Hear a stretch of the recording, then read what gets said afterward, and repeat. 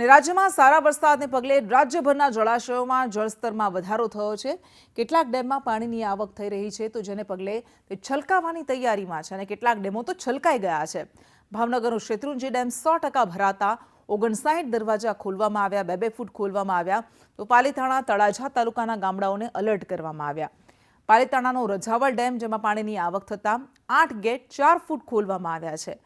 તો ભાવનગરમાં પણ ભારે વરસાદથી રજવર ડેમમાં પાણીની આવક નોંધાઈ અને આ તરફ અમરેલી જિલ્લામાં પ્રથમ વરસાદે જ વડી અને ધાતરવડી 2 ડેમ છલકાયા છે।